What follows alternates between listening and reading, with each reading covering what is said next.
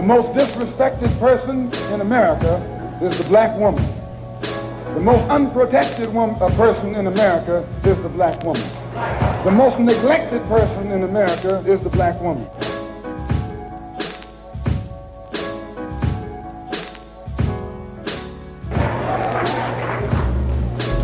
We will kill you for our woman. I'm making it plain, yes.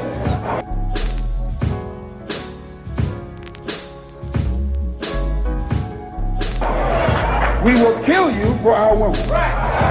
We believe that if the white man will do whatever is necessary to see that his woman gets respect and protection, then you and I will never be recognized as men until we stand up like men and place the same penalty over the head of anyone who puts his filthy hands out to put in the direction of our women.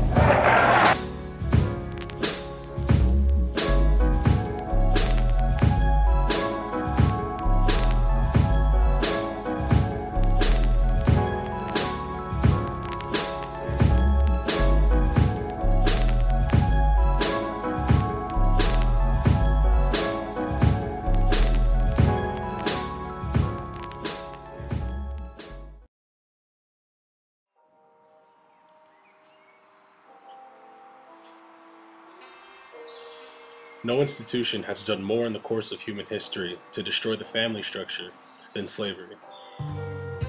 The absence of the black male through death and trade of slavery caused a dramatic change in the role of black women in America.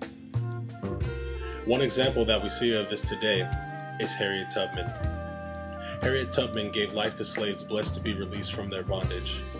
An escaped slave, she was a particularly distinct female figurehead for her devout Christian beliefs, her feats of bravery, and a willingness to face down any problem. She transported countless slaves to freedom in her life, which oftentimes would cause her to have to return to the place of her enslavement.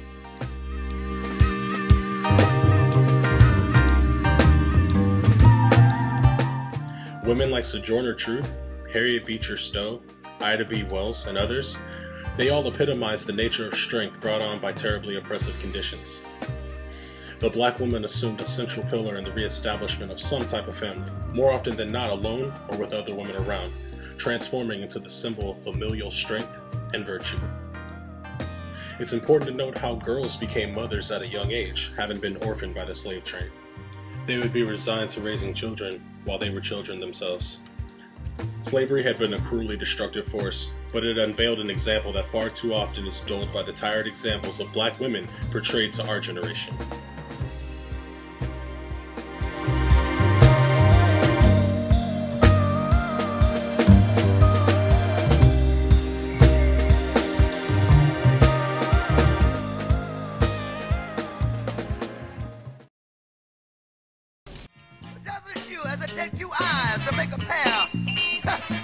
Brother, we can't quit until we get our share.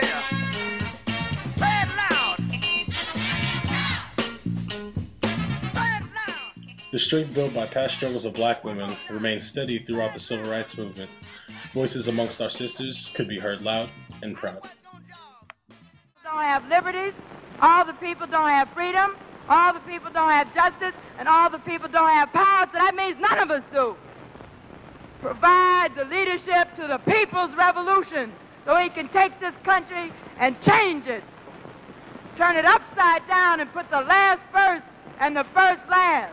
Not only for black people, but for all people. And 54% of all black families are not even able to live a decent life if you use the standards that have been established by the Department of Labor, the U.S. Department of Labor, 54%. The fact is, in 1976, 60% of black youth could not find a job.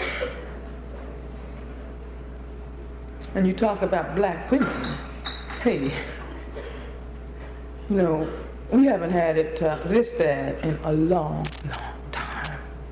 Some white people boarded the bus and left one man standing, and when the driver noticed him standing, he told us to stand up and let him have those seats. He referred to them as front seats. And when the other 3 people after some hesitancy, stood up. He wanted to know if I was going to stand. I told him I was not, and he told me he would have me arrested. And I told him he may do that. And of course he did. Stand before you today as a candidate for the Democratic nomination for the presidency of the United States of America.